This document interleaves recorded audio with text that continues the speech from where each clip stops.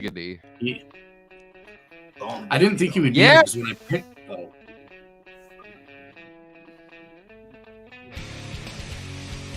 Live backstage talk.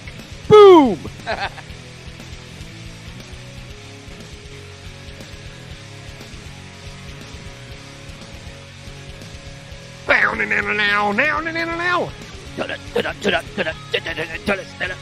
David's stroking out. You like my riff, baby?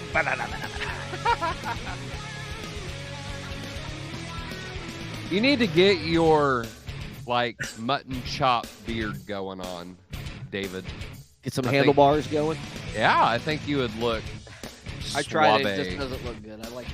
I like the Conquistador. Rico Suave. I'm bringing it back. It never Don went Juan out. DeMarco. What do you mean you're bringing it out? It never went out. The Don Juan DeMarco? Why are we doing this again? We're not. We were. Play the video.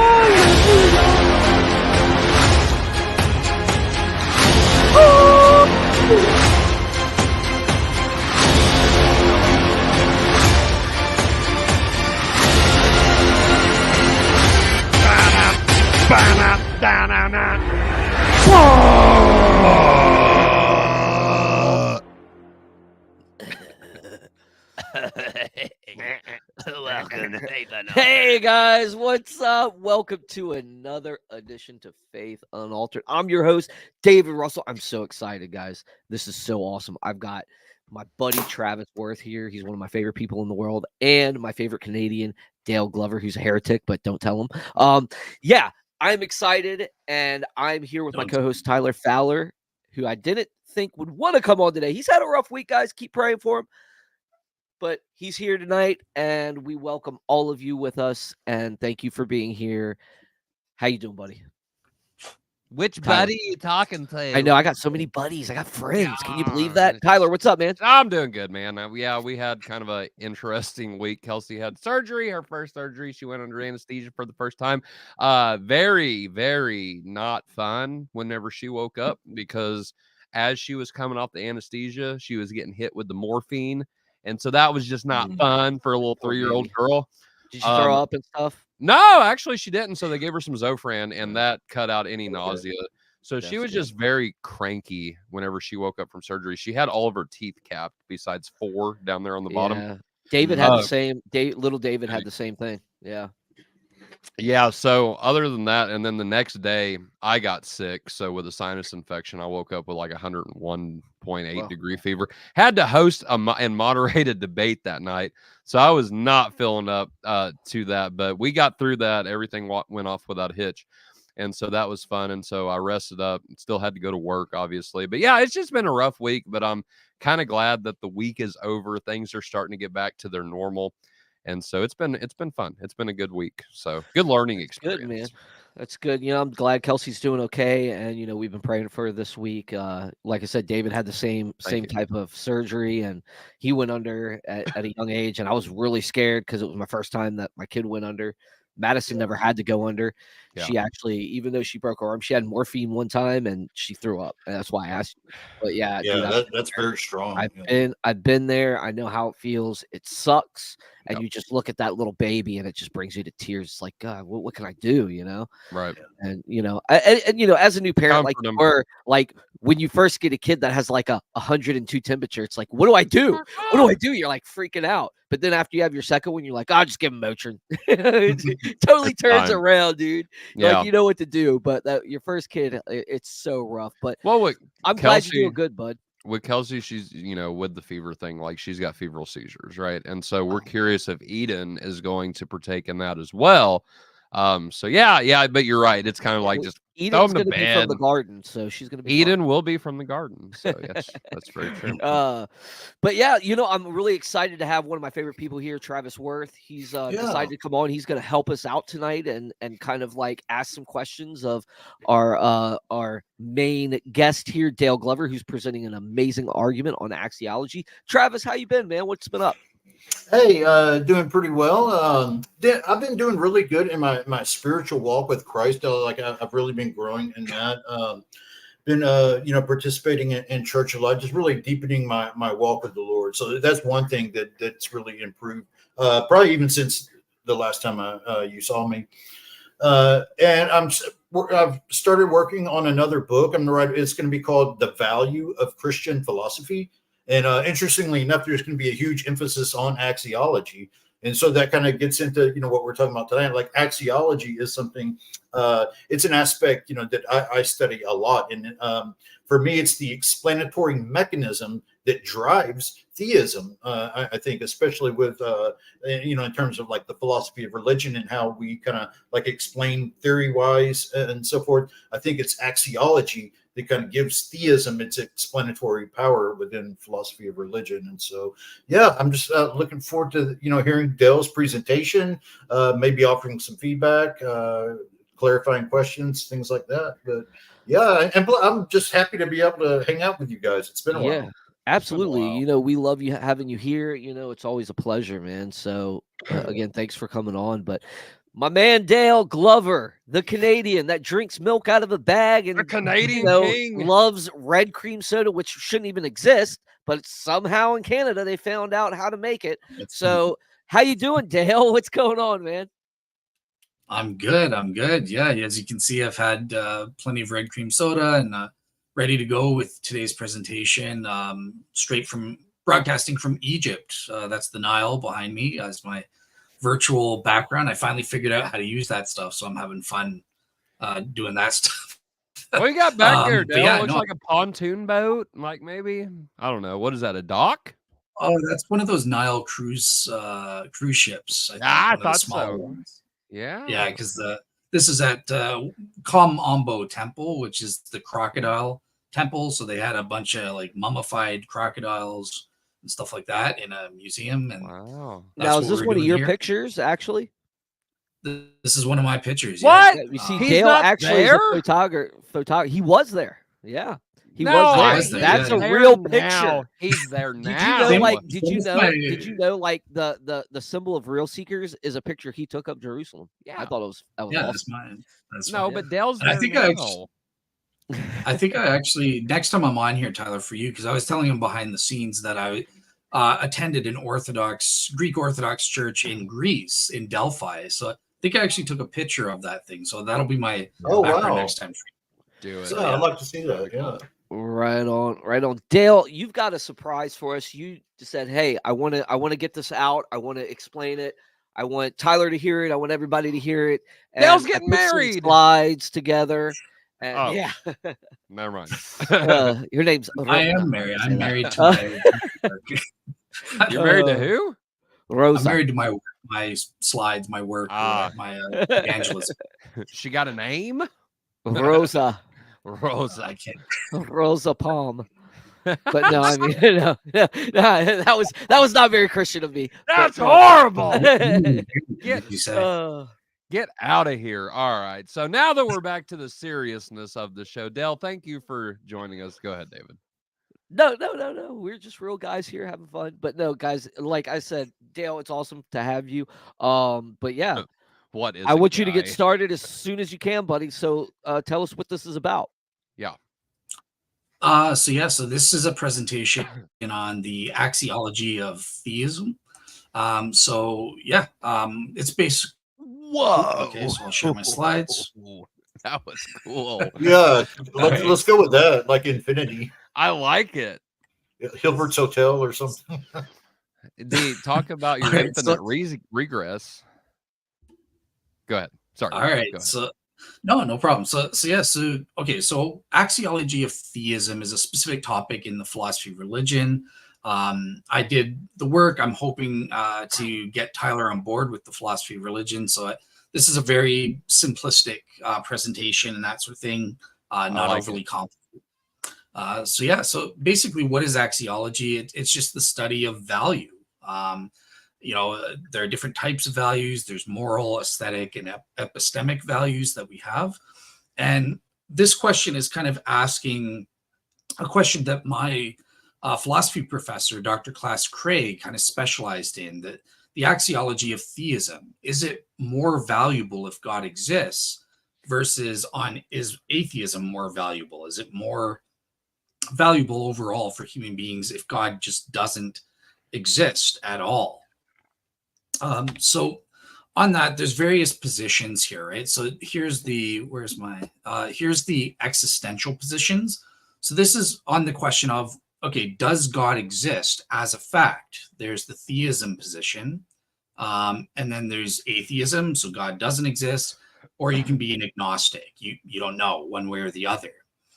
But then there are these axiological positions. So there's the pro-theism position, which basically says that, yes, it is more valuable if God exists. Some atheists and stuff take an anti-theism position.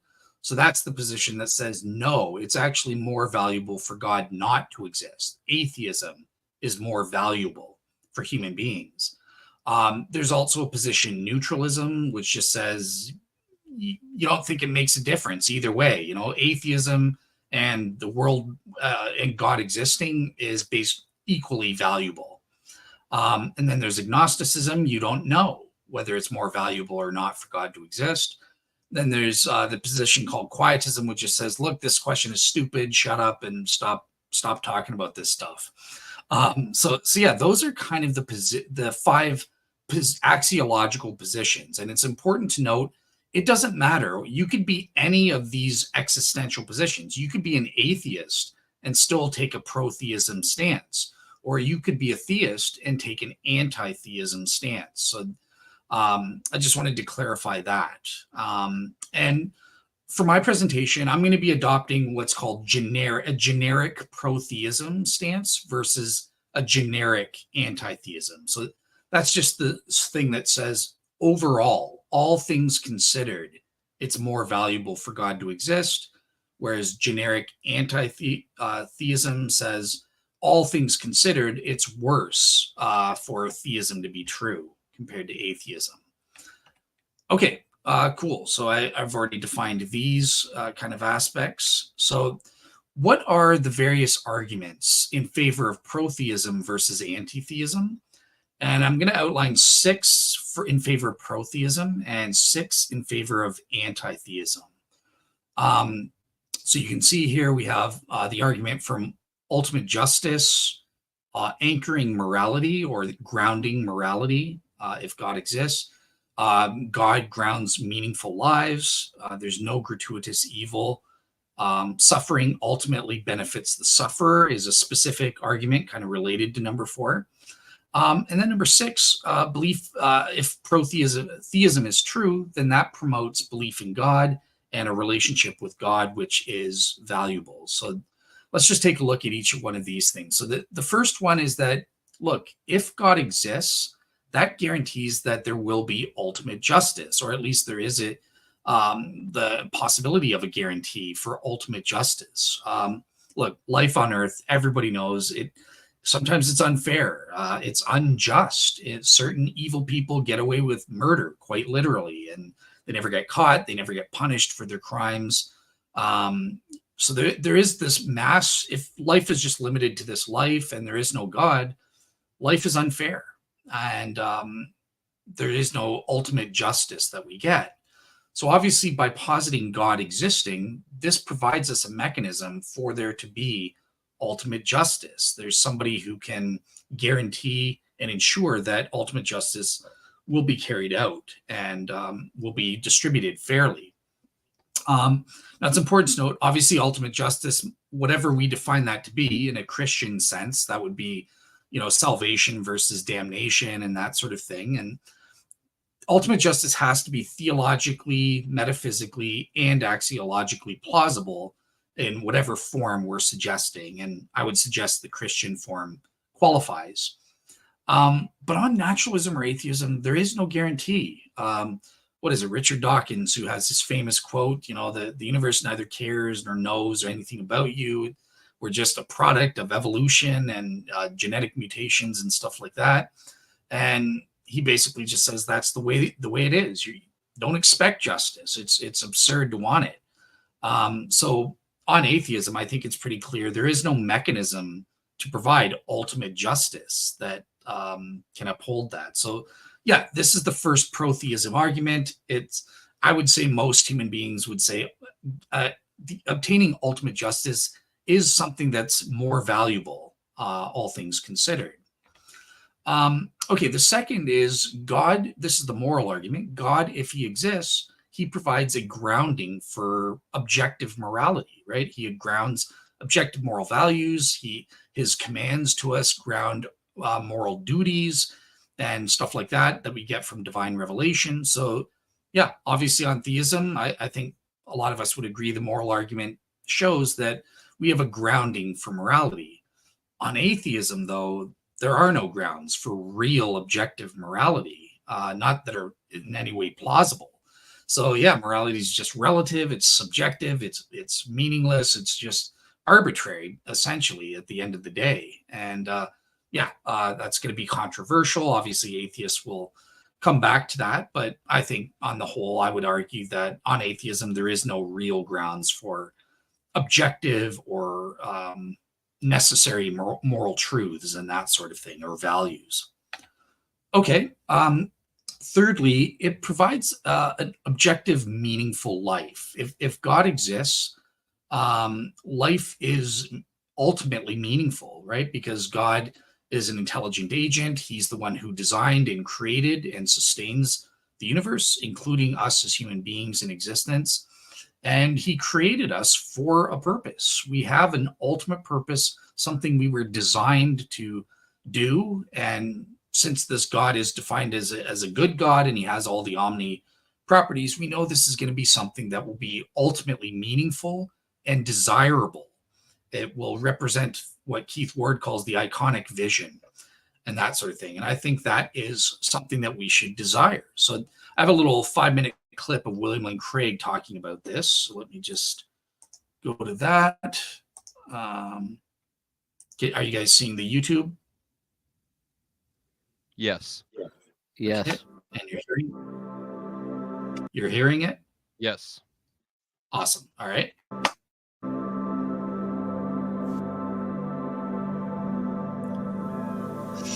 Who am I? Why am I here? Where am I going? In the name of progress, modern man has tried to answer those questions without reference to God. But the answers that came back were not exhilarating, but dark and terrible. You are the accidental byproduct of nature. There is no reason for your existence. All you face is death. Modern man thought that in killing God, he had freed himself from everything that repressed and stifled him. Instead, he discovered that in killing God, he had unwittingly killed himself. For if God does not exist, man's life is ultimately absurd. If God does not exist, then man and the universe are inevitably doomed to death. Like all biological organisms, man must die. His life is but a spark in the infinite darkness, a spark that appears, flickers, and then dies forever. Scientists tell us that the universe is expanding, and as it does so, it grows colder and colder. Eventually, there will be no heat at all. There will be no light. There will be no life. This is not science fiction. If God does not exist, then we are inevitably doomed to extinction.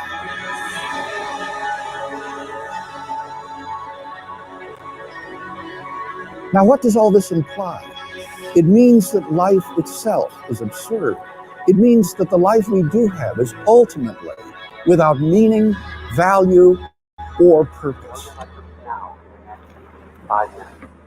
If each individual person passes out of existence when he dies, what ultimate significance can be assigned to his life?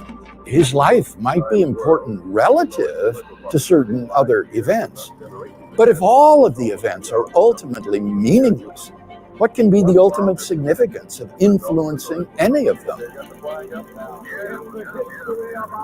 Mankind is thus no more ultimately significant than a swarm of mosquitoes, for their end is all the same. This is the horror of modern man. Because he ends in nothing, he ultimately is nothing. But it gets even more distressing.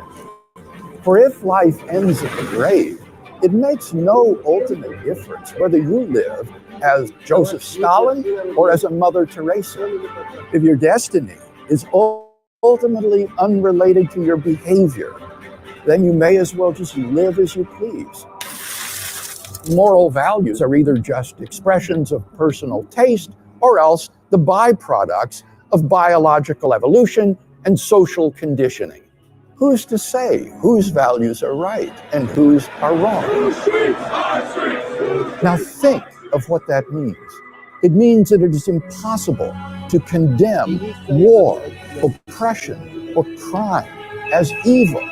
To kill someone or to love someone is morally equivalent. Our predicament is that it is impossible to live consistently and happily with such a worldview. The atheist philosopher Bertrand Russell held that moral values are simply expressions of personal taste. And yet Russell admitted that he could not live that way. He therefore found his own worldview, and I quote, incredible. I do not know the solution, he confessed. If death stands with open arms at the end of life's trail, then what is the goal of life? Is there no reason for life? If its destiny is a cold death in the recesses of outer space, then the answer is yes, it is pointless. We need to wake up and understand the gravity of the alternatives before us. If God exists, then there is hope for man. But if God does not exist, then all we are left with is despair. Faced with an atheistic worldview, the philosopher Jean-Paul Sartre realized that life is absurd. In his play, No Exit, he tragically portrayed the life of man as hell. The final words of the play might serve as an atheistic mantra. Well, let's get on with it. All right. So, yeah, you can see William Lane Craig is basically making this protheistic argument in this video, right? He's saying only with God's existence do we have an ultimate meaningful life, objectively meaningful, and an ultimate purpose for which human beings have been designed. On atheism or naturalism, there's nothing like that. It's just you live and you die. That's pretty much it. And not your behavior, everything you do in this life will ultimately mean nothing in the grand scheme of things. When this, billions of years from now, when the universe experiences a heat death, your life will amount to nothing. So there's no point, no meaning to life. Okay, so then there's the issue of evil, right? So if God exists, then there is no gratuitous evil.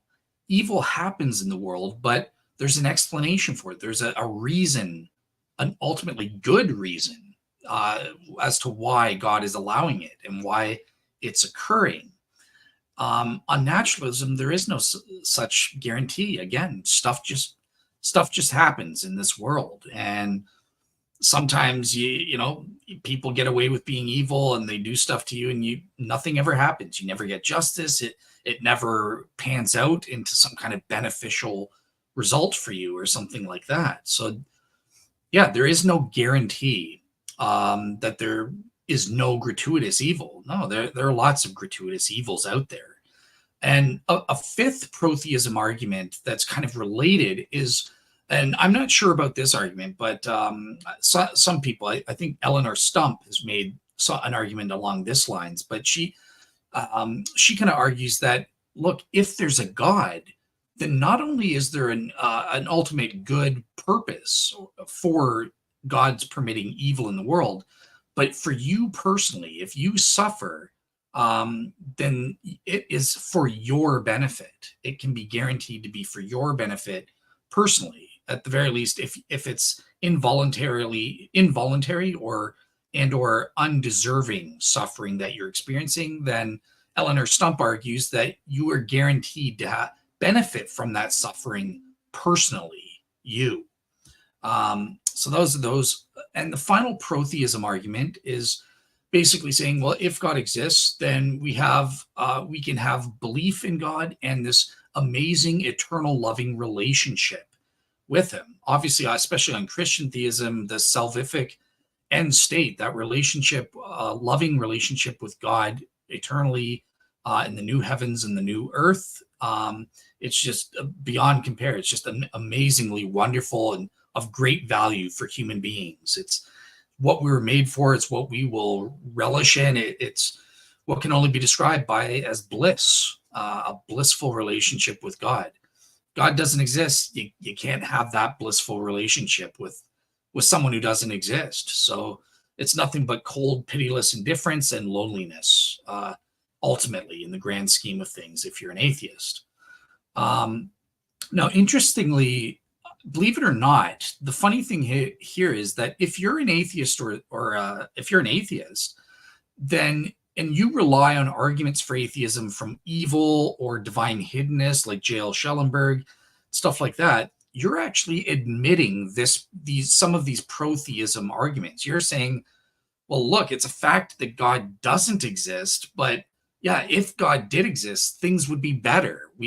God would have a relationship with us. He wouldn't be hidden. We'd have this relationship, or there wouldn't just be gratuitous evil. He would guarantee there would be an evil. So it's almost a confession on the atheist part. They're kind of admitting these protheistic axiological positions, even though existentially they don't believe God does in fact exist.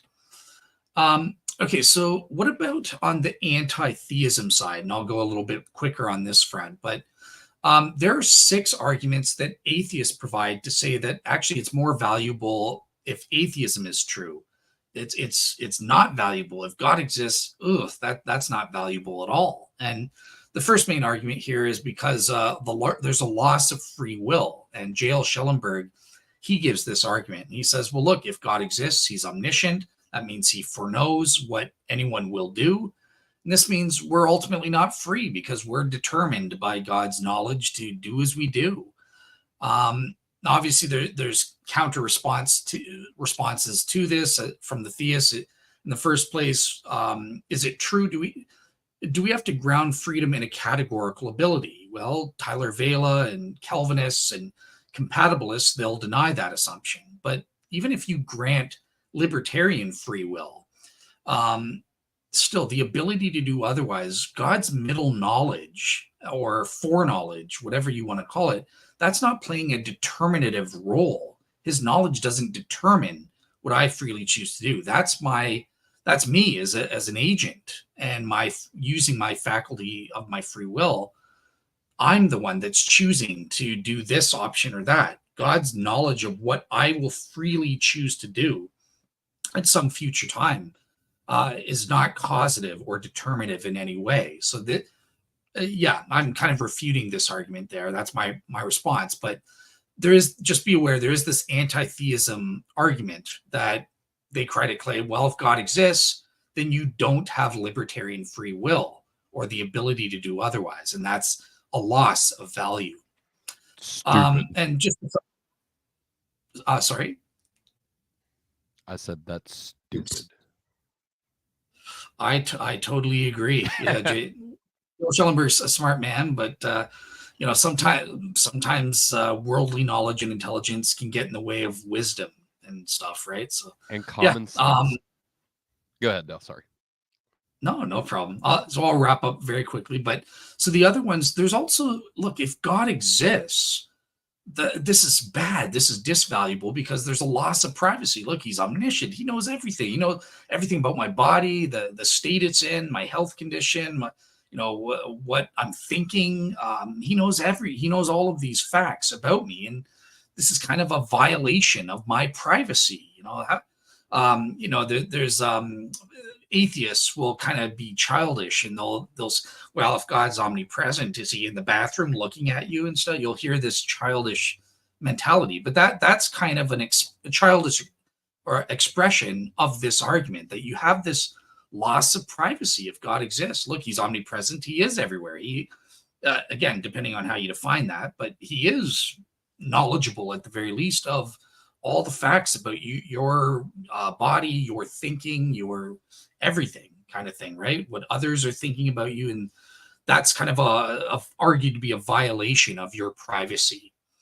Other philosophers have argued that, well, if God exists, that means we have a loss of dignity, especially on certain conceptions of God, because, hey, well, God is a much greater being than us as human beings, and that kind of devalues us. Hey, we're not as good. We're not the greatest thing that ever existed, and that kind of takes away from my dignity, as atheists will say. Or think of even Christian theism in particular, where human beings are said to be worms. We're said to be slaves to Christ. Oh, slaves! I don't like that. That's kind of taking away from my dignity and my autonomy and stuff like that. So that's kind of an anti-theist argument there. Fourthly, this one's interesting. So they actually say if God exists, that means there's a loss of knowledge and understanding for human beings. Why would that be the case? Well, think about it this way. If there is no God, if only the universe exists, well, then hypothetically, human beings might be capable of gaining all of the natural knowledge in the entire universe and stuff like that. They can gain all of the maximal propositions or something like that. But if God exists, by definition, someone who is at least qualitatively infinite or potentially infinite, we can never gain all the knowledge there is. We will always be deficient compared to the knowledge of God. And this is less valuable to some of these anti-theists. They want to know it all. They're kind of know-it-alls. And if God exists, it is impossible that they will ever, even in principle, that they will ever be a know-it-all kind of thing. Okay, fifthly, kind of a counter here is God grounds morality, but they'll argue there's a loss of common sense morality, right? So what these atheists argue, anti-theists argue, is they say, well, if God exists, I lose common sense morality because, there's common sense morality like, hey, if somebody cuts you off in road traffic, you get to punch them in the face. Or if somebody yells at you, you punch them in the face or something like that. It's this common sense morality. If you get vengeance, an eye for an eye type deal, right? That's common sense morality. But if God exists, especially certain conceptions like the Christian God, you lose that because you've got to follow his divine commands. And he calls us to in some ways, a higher moral standard and stuff like that. And that's that higher moral standard, turn the other cheek, that kind of moral thinking. It's not common sense. It's less valuable than the more gratifying, hey, you hit me, I'm going to punch you out, you little bugger. That's more valuable to these anti-theists. And finally, there's a loss of meaning. If God exists, contrary to what William and Craig was saying, we actually lose meaning as human beings and purpose for our lives. And the way they make this argument is they say, well, look, there are obviously some people that have certain goals or purposes in their lives that are contradictory to God existing. You know what I mean? So, like total independence. I want to be totally independent and autonomous. Well, if God exists, that can never be the case. And there, especially on certain conceptions, there are certain things that you ought to be doing, like having a relationship with God. You can't be totally isolated from him and stuff like that. Or at least if you try to do that, that's a bad thing. That's what we call hell, relational separation from God, right? So some people, some atheists or anti-theists, they have goals for their lives that would bring them meaning, but there's no, if God exists, it is impossible for them to ever achieve those goals. And they say, well, it brings disvalue because these people at least have lost the meaning of their lives and stuff like that. So those are the kind of the arguments, 6 arguments in favor of pro-theism, saying yes, it's more valuable if God exists, and the 6 arguments for anti-theism, saying no, if God exists, that sucks. That's disvaluable overall relative to atheism. So yeah, that's it for my presentation. Yeah, I just think it's funny. Let me just chime in here real quick, Del, and because I told you guys just while we were off air that I was reading a book by Phil Baer called Machines Don't Laugh, and he does a really good job in that book showing and quoting these, and we'll call them anti-theists. I'll keep with the terminology that you've been using thus far, but anti-theists making claims about philosophy being dead, right? And what's interesting to me is that these anti-theists are using philosophy to come up with every single one of these reasons that you've just so beautifully laid out for us and made it very easy to understand. Thank you for that. I think I followed that entire presentation, so A+. awesome. But with that being said, you can't have it both ways. Either philosophy is dead and logic goes out the door with philosophy, or you keep philosophy. And I think just listening to your presentation, I'm just sitting here going, like, for the pros of anti-theism, like, that's stupid, like that's just dumb. Like, I'm thinking of, and I'm the most illogical guy here, right? But I'm thinking of refutations for each of these just off the bat. You see what I'm saying? And so it's interesting to me. You can't have your cake and eat it too if you're an anti-theist. Like I said, either logic and philosophy go out the door before you even step in, or you can keep that and ultimately argue for the existence of God. So it seems like a lose-lose situation. Well, I just want to jump in, and I'm going to give the floor to Travis to start with his questions here after this. But I just wanted to play a little game. I want to ask Dale who this is. I want him to guess who this is. Well, Dale, if we figured out the brain here. And that makes your arguments false, yeah, because we figured out the brain and God can't be real. So who is that? He said it. He's our old arch nemesis he was on the Seekers board. He was an atheist. He is the definition of that person who says philosophy's dead and all this stuff. He would literally always say this because we know the brain, and the brain tells us, and we know it because we figured it all out. But I want to give the floor to my man Travis, because he's my special guest to kind of critique and to ask questions and to think about this as well. But and he's co-hosting with us in a way. So what just before Travis goes in, I just want to confirm what Tyler was saying on a serious note. That okay, go ahead. You're absolutely right. That the hypocrisy of these atheists that have disregard for philosophy, meanwhile they're using philosophy to make their own arguments. I mean, philosophy is, I forget if it's a second order or first. I think it's a second order discipline, right? So something like science. There's a reason why there isn't a science of philosophy department, but the universities, there are a philosophy of science department, because we ground the assumptions, presuppositions, and methodology through logic, which is a discipline in philosophy kind of thing. And we ground the scientific method and scientific worldview. So that, yeah, philosophy is the foundation, I would say. Right. I mean, the abductive and inductive reasoning we use for science is philosophy. So it's like you have to have philosophy to do science. Right. Exactly. Like the criterion of falsification. That's right. You're using modus tollens, like denying the consequent deductive argument form. So hello. Yeah. Yeah. Where do you think that comes from? Right on. Well, Travis, the floor is yours, my friend. Look at the argument. Well, what do you think of the argument?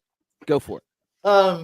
So we can kind of there's a lot of ways. I don't really know how to start this off, but I guess to begin with, I don't think it's very controversial to say that all things considered, it would be better for there to be a perfect foundation, what we call God, just even generic theism, like for there to be a perfect foundation that undergirds ultimate reality, for that to be better than a mindless foundation. I don't think that's controversial, and I don't think even a lot of atheologians would find that controversial. I mean, in fact, I know some, I won't mention them, but I know some agnostics who will say, yeah, it would be more valuable, it would be better if there were a perfect foundation. Now you get into some things like, with Old Testament passages, and it gets complicated when you start getting into some of the specifics, but just by and large, I don't think it's very controversial. So with the anti-theistic, I don't know. Like Tyler said, those do seem kind of silly. We can go through those, or do you think it might be more valuable to kind of start off at the first and sort of go through those arguments? Because with those, I agree for the most part. Now, there are some I kind of disagree with. And it's not so much that I disagree, but I would just articulate it differently, like especially with regard to God and morality and so forth. But yeah, how would you say that, Travis? As far as God grounding morality? Yeah. Mm-hmm. Yeah. So I think morality is just bedrock in its own right. I don't think we need God to ground these moral facts. I think more, and this is what the majority of philosophers and metaethics are going to say, is that these are just bedrock. These are just moral truths, like to torture an infant for being for fun is morally wrong. It's just bedrock in its own right, and so it's a necessary truth. You couldn't help but obtain, and so and they would kind of push back and say, well, if God just decrees it by his command, well, then that makes it arbitrary and so forth. Now, I'm not saying their critiques go through, but right now I'm just saying, what they're, that's what a lot of the philosophers are. Yeah, let Dale answer that real quick, Travis. Okay, sure. Let's see what he's got to say about that. Yes. Okay. So yeah, I understand what you're saying. I actually prefer. So I should mention that the argument, this isn't my work. This is the work of my master's thesis supervisor, Dr. Klaas Cray, who's kind of an expert in this topic specifically and stuff. And he's actually written a book on axiology of theism. So I'll just plug that. I'll have a link in my blog, and make sure to buy that to support his work, because he's gone into a lot of work there. But so I just wanted to say, so it is true when I'm talking about moral values, the grounding, right? I prefer speaking of these things as necessary moral truths as well, compared to objective. If that's what I would do if I'm doing a moral argument, I would say there are necessary moral truths. But when we say that, there are two types of necessary entities, I guess, right? There are necessary independent beings like God, and there are necessary dependent things like necessary moral truths. So I would see these as necessary dependent on what? On God, his moral nature, which grounds them, and his omniscience for the moral truths. But you personally would kind of divorce that and say that moral truths are necessary independent things, or? Well, here's what I think.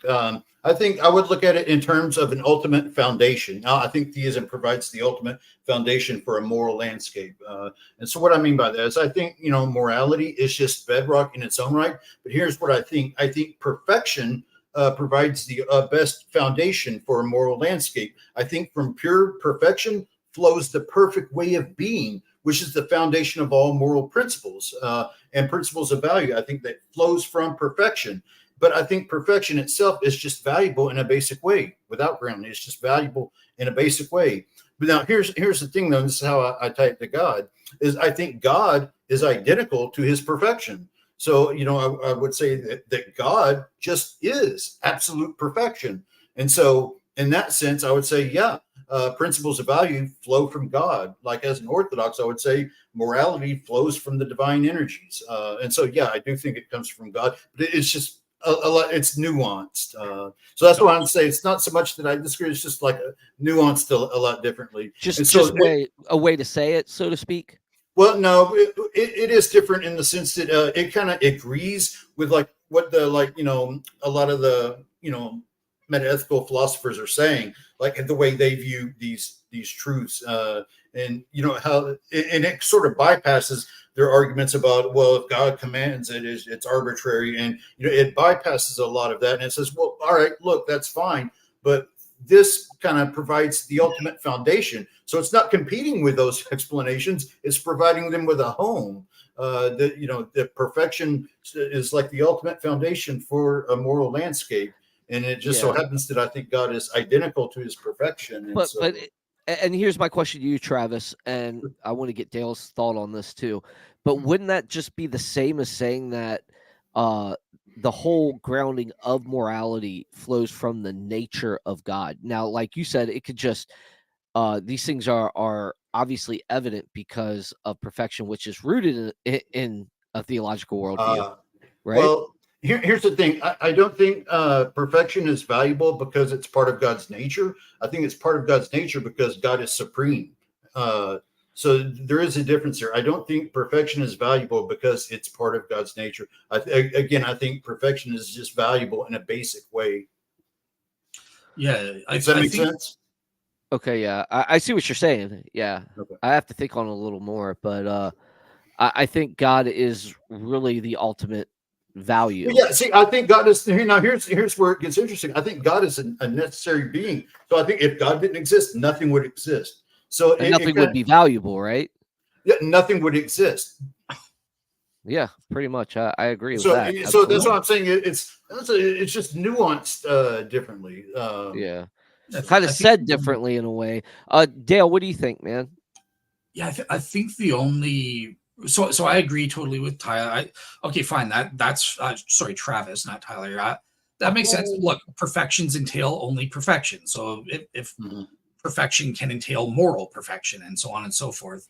Yeah. The only issue I have with saying that perfection is just basic is it's almost sounding like you're saying a property is what's foundational, whereas I think God is a person.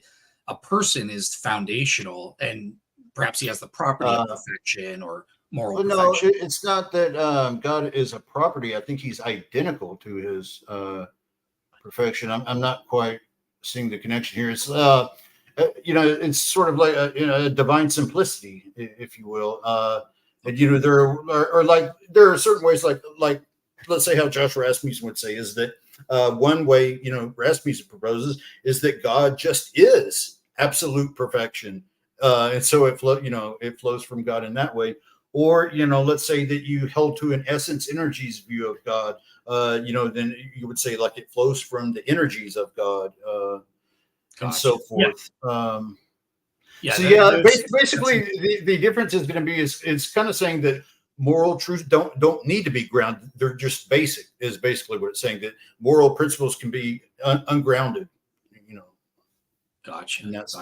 Yeah, cool. Yeah, so I get what you're saying. Given a divine simplicity aspect to God, obviously as Protestant, I don't go for that myself. I don't know what David is, but.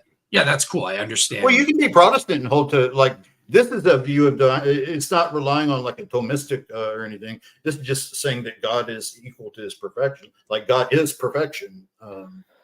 Gotcha. Okay, I think that would necessarily almost follow that then these things would flow from his nature, his very presence. I mean, you might call nature energy, but we would call nature maybe something different. Right. What the difference here though is going to be, it's not like something doesn't become moral because God commands it. It's not based on we're not will. talking about command theory here. Right. Obviously. Yeah, absolutely. I agree with you there. 100% it's on just, board. yeah. That's a whole separate category. Right. Yeah. So it flows because divine command theory would then have to insert itself if God's actually given us obligations to one another. Right. So the only difference, the only difference here is that somebody like Josh Rasmussen is saying that moral principles don't have to be grounded. That we can leave them ungrounded. Right. So okay, gotcha. All right, Dale. Yeah. Well, yeah. I didn't mean to get caught up on the moral aspect. No, but no, that's it's fine. It's fine. Okay. Yeah. So now, so just to clarify, in terms of the pro-theism argument, and then we can move on to another thing. But just to clarify, we may want to start at the first, kind of go through it. Yeah, we'll go back to the first. I know you wanted to clear this up, and thank you for doing it because I think it was actually the perfect point to do it, and then we'll go back. Yeah. Cool. Yeah. So just to clarify in a short answer, Travis, just so I understand your position. The pro-theistic argument kind of thing, since these moral are just basic and that sort of thing, can they do they only exist? Does morality only exist if God exists, or? See, that's where we're going to, because I think Platonism is a viable option for the atheist. I think there could be a Platonic sense in which these just exist in platonically. I think there are some options. Now you might want to say, well, I think theism is going into, here's why, explanatory wise, that may not be the best explanation and so forth. And that's fine. There is a few options on the table. There are, and this is based off your endeavor into atheistic cognitivism, right? Like how they view morality and stuff like that without incorporating God. Yeah, well, yeah, it'd be like okay, yeah, like I see where you're Wielenberg, for example, you hold to like a Platonic view that yeah, and that's interesting. You're not advocating for it. Right, I understand. Right. Yeah, I get it. Okay. So that's it. So that's fine then. Yeah. So Travis would disagree with that as a successful pro-theistic argument, and it would be in a nuanced way. Well, no, here's the thing though. But that raises an interesting question here, and here's where I think theism does come out ahead in the moral landscape. Is when it comes to moral knowledge. So it's like, okay, you have these moral principles. Well, how do we have knowledge of these moral principles? Like, I think it would be incredible that we just happen to evolve to become aware of these truths. But if God, if a perfect fundamental mind exists and, that has knowledge of all these moral principles, that radiates from its perfection, he would know which of these are obligatory for us. So that would kind of do the commands of revelation. Yeah. Because he would know what's revelatory force, right. And he would have axiological motivations to create, moral agents who can apprehend these moral principles. So I think where it really comes out theistic wise is in the moral knowledge. I think that's a really good. So that's what I was asking you earlier, Travis, and Messenger was, so God would kind of guide us instead of just making it notice. He would reveal it to us here and there. Right. When we needed it, right? Because it's more valuable. Because it's more valuable for him to intersect himself in this moment of time versus that moment of time. He knows what's best. It all flows with all the aspects of his nature. Right. So instead of saying about God grounding morality, it's more of like epistemic probability. I think given the existence of God, it would be epistemically probable that there would come to be moral agents in a moral landscape. I think, given a perfect foundation, I would just look at it in terms of epistemic probability, that God makes it very probable that, Dale, there should be agents like us who come to have moral knowledge. So, Dale, I just want to let you know that you become part of the Nile whenever you move. So you you actually become do. part of the picture when you move. Like you disappear, and like part of your face is shown, and then part of Oh, you's yeah. not shown. I And then almost thought that was on you, purpose. you but- become part of your own moral landscape there. Okay. Well, yeah, it's okay. Well, No, it's fine. try Man, not I get you. to move too much, So but so yeah, yes, let's move on. Yeah, let's move on from there. And Dale, I'll give you the last word there. Go ahead, and then we'll move on from there. yeah, no, I was just going to agree. Yeah, like so for Travis, it could be a tweak, right? It would be an argument, protheistic argument from the fact that there are moral agents that can have moral Yes. knowledge and that are designed to correspond to these moral, Right. platonic moral forms that he would believe in, or as we would say, correspond to God's divine moral nature. What I see here is a way to say things, right? And this is kind of like, because I understand completely what Travis is saying and what Dale's saying, right? But I think that we've dealt with theists that maybe didn't explain those aspects to the full ability in which they meant, right? So where we're like, yeah, we're kind of fleshing this out, and we're like, kind of like, yeah, that makes sense. This is it, right? Maybe that's where they went wrong in their explanations, right? Because it sounds like we're saying the same thing, but like Travis says, in a nuanced way, in a more detailed way. You know, And, in analytic philosophy of religion, that's what it's all about. It's like, Right. like if you read Richard Swinburne stuff, it's course. very detailed, analytically detailed. Like, absolutely. But you got to start somewhere, and I think our popularizers got the first say, right? So our that's a good point. popularizers got like the recognition, right? Where our Swinburnes, who obviously is in the background more than William Lane Craig is, right? Sure. Well, yeah. So yeah, I mean, absolutely. But I do want to move on from that point and discuss the idea of value, right? Like, let's discuss value. Like, what is value? First, what is value exactly, and who are we to decide what is valuable? So I think that value, and the reason I'm going back to this beginning part is because it undergirds the entire presentation, right? We did have an audience member that even asked this, right? So, like, what do you think is valuable? So I do want to bring these things up so we can kind of get to the baseline of it, because we obviously have our starting point as well. We kind of already know about these things. So go for it, Dale. Yeah, so I think for a definition of value, the definition I like is that it's the qualia of significance. So it's an experience, something we experience as axiological beings, right? So we have certain moral experiences of significance. This is either morally good or morally bad, and also epistemic or aesthetic, something we experience something as beautiful or as ugly and assign it a significant aesthetic significance and that sort of thing based on our qualia. So that's what value is. It's the qualia of significance in a certain respect, whether that's moral or aesthetic or epistemic, whatever it is. And where would this is where I personally would have to say, well, what are values grounded in? For the second part of your question, they're grounded in God's nature, right? So in terms of moral values, they're grounded in his moral nature. When God experiences the qualia of significance, that's the standard of what we as human beings ought to find valuable versus disvaluable. Same with the aesthetic values that God has. I think that we are designed to reflect that. And it's the same with epistemic values. God is essentially logical by nature, and he has certain epistemic values. We need to reflect that. Does that answer your questions, David? Or it answers mine on a surface level, and I'll get to the next part afterwards. But I want to hear first if this is something that Travis is on board with. So I really like what he said, what I really want to agree with is that when it comes to value, it's we want to look at value in the moral, aesthetic, and alethic or epistemic domains. That there are these like subcategories of value.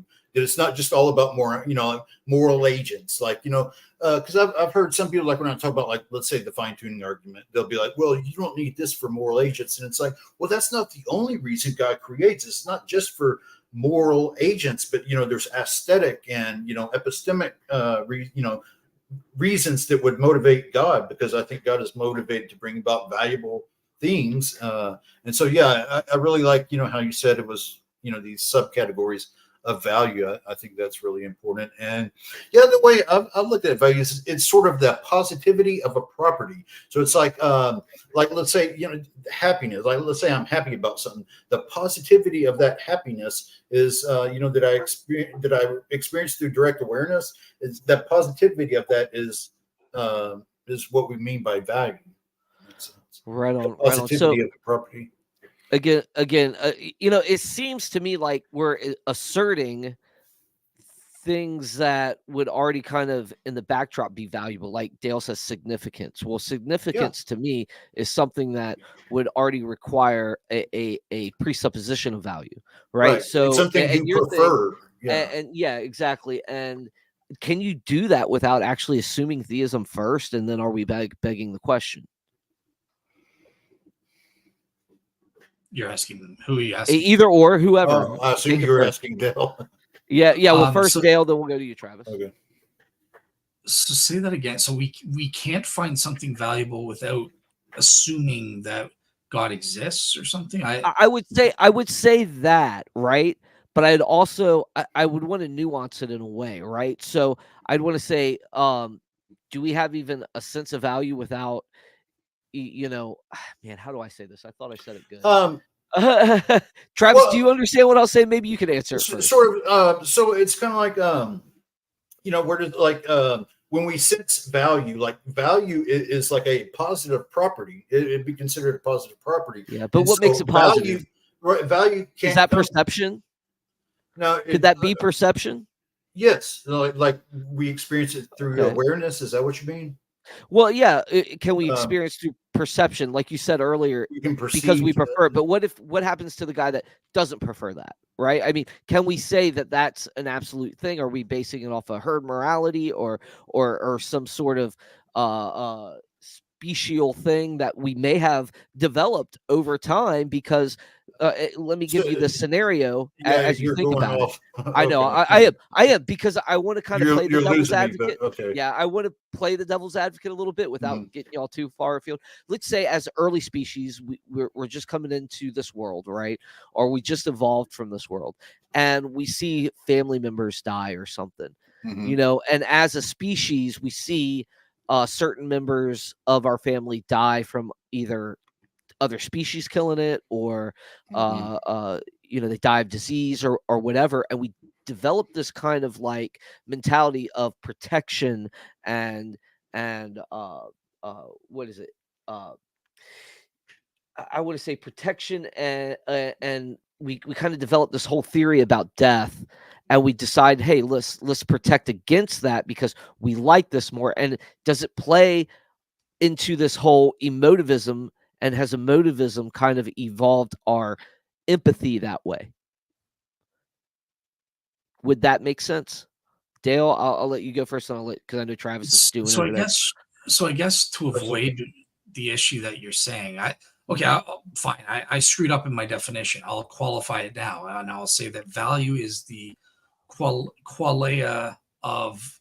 Well, no, I didn't mess up. But in terms of the normative standard, it's God's values, God's experience of significance versus dissignificance, right? Because he has certain disvalues as well, kind of thing. And that's the standard. And that's what we are, as human beings, supposed to cohere with God's values and disvalues in various respects. So, yeah, like whether we evolved or not and stuff, it doesn't matter if God exists and it was part of his plan to create humans either directly or indirectly through the processes of evolution.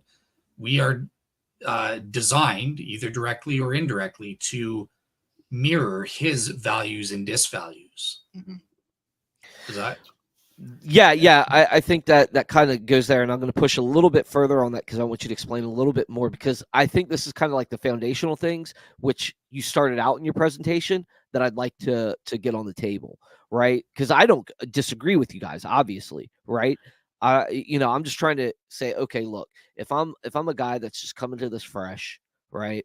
I want to kind of really get to the roots of what you're digging at here. So Travis, what did you say about Dale's explanation here? I thought it was good, but I have to be honest with you, David. I don't know if it was meant to be an objection, but I don't really know how to make sense out of what you just said. When it comes to value, it's like it's a positive property. So we want to say like value doesn't come from non-value. So I would say that value is just built in to the foundation of reality. That it's just part of the substance of the universe, and that's how we come to recognize so value. It's a brute fact. Well, no, not necessarily that it's a brute fact, but I think it's built into the foundation of reality, which is God. Okay, so and this is all assuming if there is a God. So Right. That's when it comes to back to like what I was saying about morality. I think absolute perfection is the explanatory resources to account for all the states of affairs we find. And do we even know what absolute perfection is? It'd be something that's purely actual. It'd be purely positive properties without arbitrary limits. So it's purely actual. That means that it has no imperfections. It's actual, and it's only purely positive. Means that there's nothing that it has nothing that detracts from its value. Yeah, exactly. And that's my whole point. Is like, how are we defining this value? How do we even know it? How do we experience it? How do we know if we're on the right track even?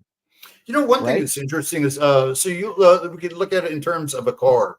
So we want to say that a perfect car is one that has all the amenities and lacks no defects. It has all its all the amenities it can have and has no defects. Right. Because a defect detracts from its value. And so that's one way that I think a good analogy that sort of helps. And why is the car valuable in the first place? Well, it can get you where you want to go. And that would be based off perception, right? So what if this is all a delusion of grandeur? Could it be? Could it be a delusion of grandeur because we are? It could be, but something exists. Yeah. Something exists, even if it's an illusion. Then the illusion exists. So right. Exactly. Thank you. Thank you. Yeah. You got what I was saying at the end. There, I think. Yeah. You got what I was saying at the end. Okay, Dale. Yeah. Okay, so I think what you're arguing perhaps for is a position of like agnosticism as to whether protheism or anti-theism or neutralism may be true. Like how do we know that our value judgments and values and is okay. That's true. That's too. Like what Travis said was perfect, and what you're saying is also kind of the culmination of my devil's advocate here.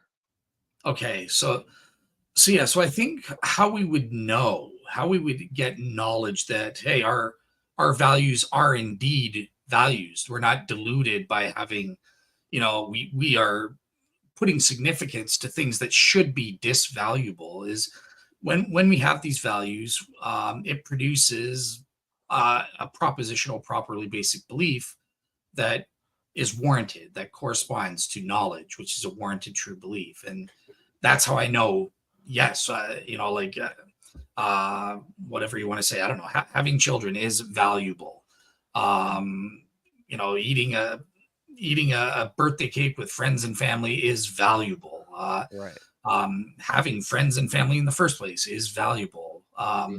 Chopping people's heads off is disvaluable. It's not something to value. And I've got knowledge. Unless you're the guy chopping the head off, right?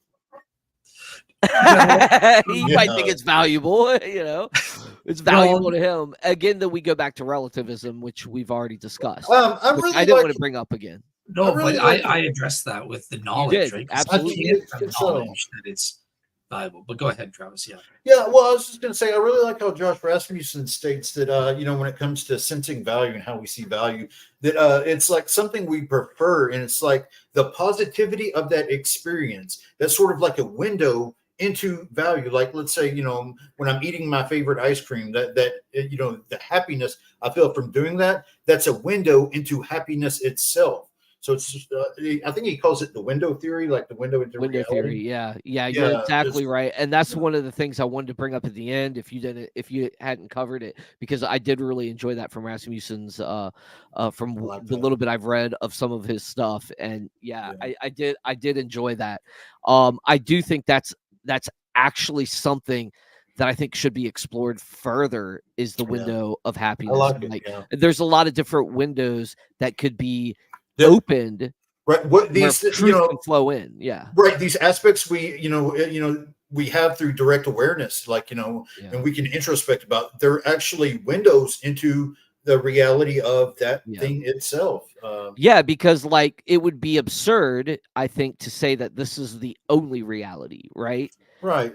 Because if we take the idea of something before space and time, they're obviously another reality that we can't even breach. You know what I mean? Well, like we just study with like all of our stuff with reasons to believe that we love so much, Yeah, like let's say, the happiness I feel talking with you right now, David, that is a window into happiness itself. Like it's a window, the positivity of that. Something that we would say is objective happiness, or it's a window into objective happiness. Yeah. I think that actually exists. Right. And we experience it through direct awareness. We have like direct awareness of like a window into because of our sin, maybe, because I don't think we can divorce it from theology. Right. Now, I wouldn't claim that we have perfect sight, but absolutely, absolutely. But I would also say we don't need to have perfect sight in order to have some sight. Absolutely. I agree with you there. 100%. Travis, you said it beautifully. You've kind of taken the wind out of my devil's advocacy here. You and Dale both. Dale, you got something to add to that? No, not really. I think we covered. I was just laughing at Ringo Cat. Yeah. The joy is real, guys. So it is absolutely real. I haven't been looking at the chat. I love both you guys. You guys are awesome. But also, not to play devil's advocate, I did want to bring this up, and I'm going to let Travis talk more here in a minute about Dale's specific argument. I think a big proof for me is goals, right? That this species, not just this species, but every type of life form we find, and this is, Travis, you're going to love this too, is goal-oriented. It's teleological. It's teleological. Yes. In a sense. Moving towards ends and goals. Yes. Ends and goals. And I think for me, that is probably one of the biggest proofs for me, because even if it's grounded in survival, why have that even? Why have it? Why did we develop the way we did versus a way we could have developed, right? Why with goals and an end goal in mind, right? I was watching a video of an elephant saving a baby elephant from a river, right? Because it was like going under, and the other elephant would try to lift it back up. Like, these things have what seems to be some sort of moral agency, but are they acting off instinct? What is this will? What is this end goal? What is this purpose for them to live instead of die? Why not leave the baby elephant and make another? Right? Yeah, like why does this move towards homeostasis? Yes, why? And for me, these type of things like goals really gives a positive reinforcement to why I think there is God in the first place, is that teleological design of in purpose. And I got to thank my Catholic friend Swansona in his moral realism argument that really entailed a theological end. That made me think a lot about that. So you know what I like, David, touching on that is Christopher C. Knight has a really good book where he goes off the writings of Saint Maximus the Confessor. He's a really old Christian monk who he wrote that that like the cosmos and all creatures within the cosmos are teleologically driven towards Christ. That they're moving. They have their end in Christ in participation in theosis, right? And so Christopher Knight says that, by the way, I just want to let you know. Yeah, of course. But no, so Christopher Knight says that like the cosmic fine tuning and like the teleology we see in biology, like convergence, like Simon Conway Morse and his work in like convergence and stuff. That's sort of like a midway point of the creation moving towards its teleological end in Christ. Yep, in Christ. That was beautiful. Yeah, dude, that's amazing. Yeah, I like that. Dale, what do you got to say, man, so far? about teleology and goals and stuff like that. So this is kind of related to the pro-theism argument from a meaningful. Absolutely is. Right? So, yeah. So, I mean, obviously, I agree with you guys. I think God, if he exists, he's an intelligent designer, and he's designed human beings in the universe and all creatures in the universe with certain goals and purposes and stuff like that, right? And depending on what type of being you are, those purposes can be more significant than others, and that sort of thing, more valuable than others. And obviously, the pro-theism argument is designed. We're asking specifically the question: is it valuable for human beings for God to exist, or is it more valuable for human beings for God not to exist? So, with respect to human beings, I mean, we are sentient creatures. We are being set moral agents, we are aesthetic agents, epistemic agents. We have all of these things that correspond to the values, and I don't see how on atheism we could have any meaningful purpose, any kind of I'm gonna let you guys go. I've got to run real quick and grab my dog. So I'm gonna let you guys. Did that answer your question, David? Or yeah, you guys both are co-hosts here, so you know how to do it. So yeah, Dale, you actually I see where you're coming from though. I see it's starting to blossom very good. So let me go and grab this dog. Okay, cool. So one aspect I think is important is the modesty of this argument, because I think it's very modest. We're just saying, hey, look, all things being equal, it would be better if God existed than if he didn't. That's a very modest, it's not controversial. And it's it doesn't take much to say, all things being equal, it would be better if there were a perfect foundation to reality. So I think so too, but I will admit there are just to be fair and charitable, there are very smart atheists who do adopt the anti-theist position. Well, there is one thing I was going to touch on, is that when it comes to like meaning, like kind of like touching on William Lane Craig's video. Now, of course, you kind of have to grant that there's no ultimate meaning if the universe is going to die heat death at that time. But they'll say like kind of going back to morality of like this atheistic Platonism, that there are like a real morality, there's a real value, there's and they'll say, well, hey, look, things are valuable right now. It's like I have meaning in my life, my family and my career, my love, and my hobbies and all these things. It's meaningful.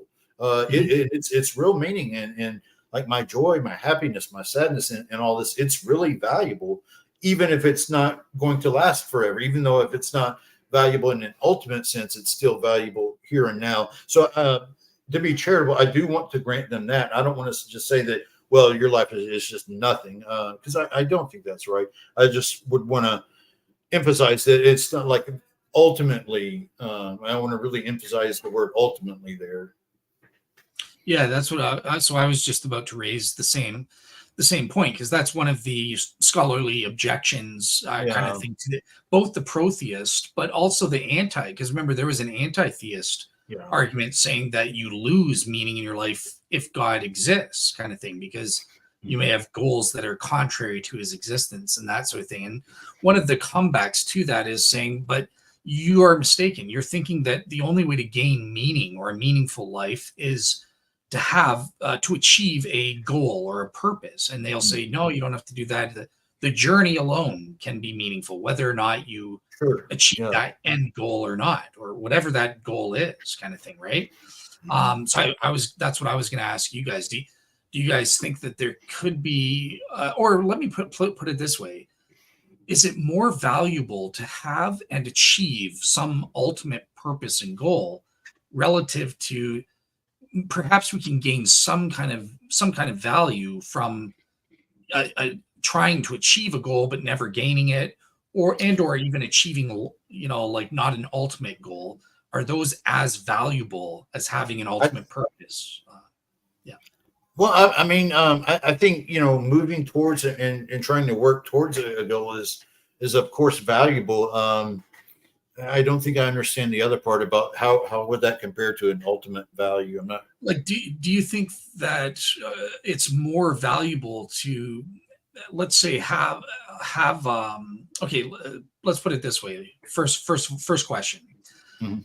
Pretend we have an ultimate purpose or goal and we achieve Okay. it, kind of thing, versus an atheist who has not an ultimate purpose or goal, but he has Okay. a series of goals: get a family, get a job, Sure. whatever. Okay. Yeah. And he Okay. finds these valuable. Do you think that one is more valuable than the other? I think both are valuable.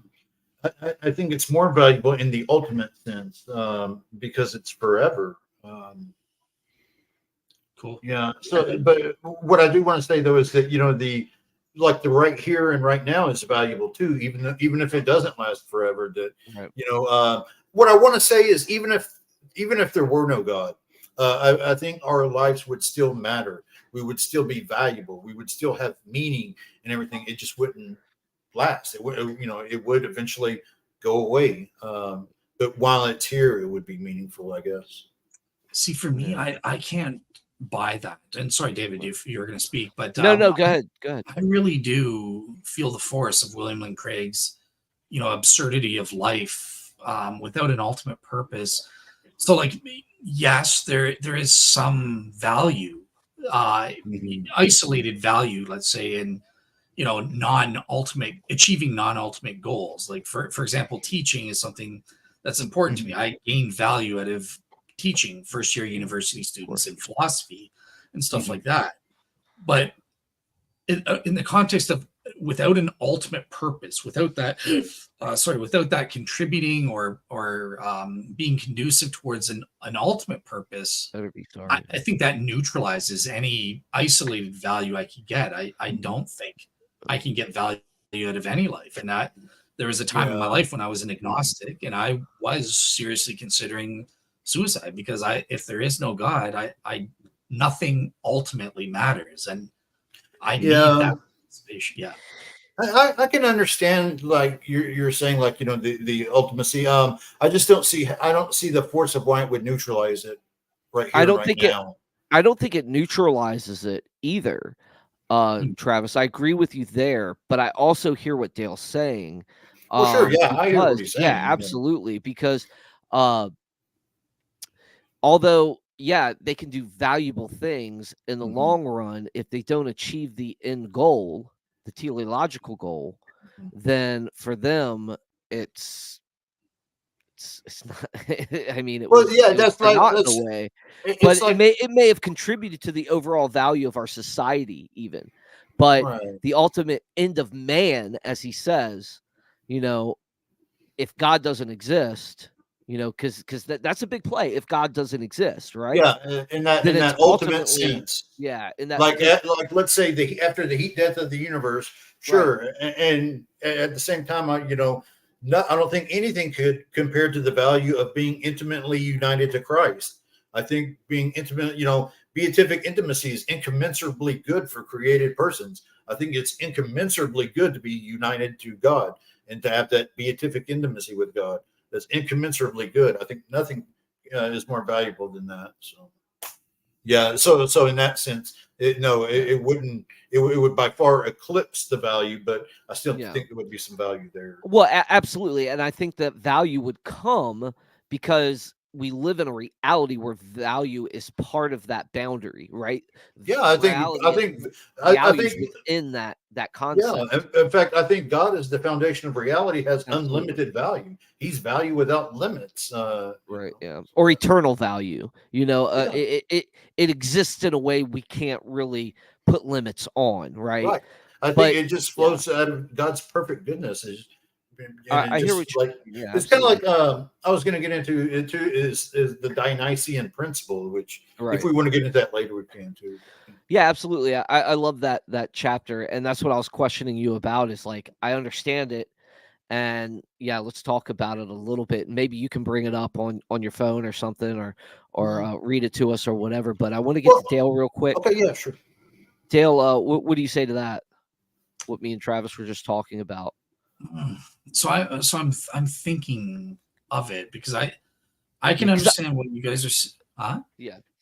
I can understand what you guys are saying, that like, yeah, like, I mean, having a family or something like that, in the here and now, it you can derive value from it, but given in the context of having full knowledge that there is no ultimate purpose, that it ultimately means nothing, I really can't see. It's almost like you're living in an illusion to me or something, right? Yeah, it's delusions of grandeur, like they say, like Craig is says, that right? valuable? Like, I mean, if you were, but it is to a degree, right? It is to a degree, right? Because God is the ultimate. It's like Jesus says, the evil don't even know how to give their kids something that's good, right? So there's value in the fact that they give their kids something good, right? Let me ask that. Let me ask it this way, because I was trying to come up with a way to explain it. Let's say you are. Well, I just brought Jesus into it, so good luck. You're in a virtual reality world. You don't know it. You live your life. You're doing everything. Pretend this world is a virtual world, right? You don't know it. You come to the end of your life. You've achieved so much for God. You've gotten to a relationship with Jesus, and you've saved so many people. You've done your podcast. You've done your work and raised your family. You've done all of these valuable experiences. But then you come to the end of your life and you realize, oh, it was all just virtual reality. None of it was real. It was all an illusion, all for nothing. That, I think, kind of neutralizes any and all value you may have experienced in the thing. It's not necessarily. Not necessarily, because I took up good memory on the hard drive. You get what I'm saying, Dale? Yeah. Like, there is some sort of value that I put on that virtual world because I took up the memory space that was required to keep the machine running. You know what I mean? Okay. It's very basic. It's very basic. Even if it's very basic, and I understand what Travis is saying too, but even if it's very basic, I did leave a valuable mark on that computer by using that RAM. Because the RAM is meant to be used. Okay, so here's the question, and we'll go to Travis, and then we can end on this. But here's the thing that I'm thinking. So maybe there can be these isolated value that's derived, but is it valuable enough? I don't know. That's what we're valuable saying. Enough for what, though? And that, but with relationship with Christ, I mean, just think off the top of your head, with a everlasting relationship with Christ, I think we would all agree that no, it's not. Right, because is it valuable enough for what to be content with my life here and now? Like, I mean, absolutely.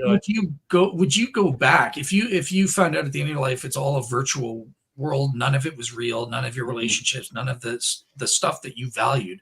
Would you go back and relive it again, or would you say, of course, I would? You would, okay? I would, because I experienced things that I would never have even been able to experience. I would have some sort of agency. And I think that story, even that story itself, is valuable. But now, then we can get into like, well, where does value come from? And I think it's inherent within the foundation. So exactly. It's going to come back to it anyway. Yeah. Okay. Absolutely. You just roll it back, and then you can't have. It's going to come down to the foundation, because that's why I like Rasmussen's approach, because it's all going to come down to like the very foundational bedrock of reality that all this stuff derives from. And that's where I see the chains meet, but one explains it in another way versus one that kind of takes that foundation for granted, right? Where I see Craig and the popularizers, they take these things for granted, like we should already know some of these things, right? Whereas Rasmussen is like, no, you don't even know like the toenail of the first step. You know what I mean? We're like, and it goes from there, right? Like, we need to get back to like licking the battery in a way, like this is gonna shock me. We need to get down to the brass tacks and start building like the whole question of what is value, how do we define it, what do we define it as, how do we know we're really experiencing it, and how do we know it's a window into true happiness, and is that a viable option? I think from what you've said, Travis, I think it is. I really think that it's a good theorem, because we have to start from someplace to understand these things. Absolutely. So do I think Platonism is the best? No, because I don't think that I think in a way, like you said, Travis, also that in some way it might make sense, right? Mhm. But if we look at it purely from Platonism, I'm sure Dale would agree, it would be absurd. And that's what I think the whole argument from the absurdity of life comes from. It's not ultimately, and Dale, you even put this in your thing. You said something. Oh man, I can't remember. You have the slides, but do you want me to bring it it up? says, yeah, I can't remember which one it is though, but it says there's no meaning or has like some part, there is some meaning, but it's or not as meaningful. Life is meaningful, but not as meaningful. You know where I'm talking about? I So think not you in the grasp. slides. You're saying what I No, it's in the like. slides. There's Yes, you put that in the slides.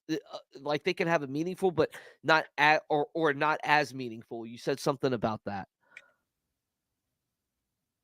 Yeah, yeah, or yeah, you said life is only meaningful or at least more meaningful if God exists, right? So yeah. there, you're already grasping the concept there. Like yeah, there can be something, but it's not complete. It doesn't reach its end goal.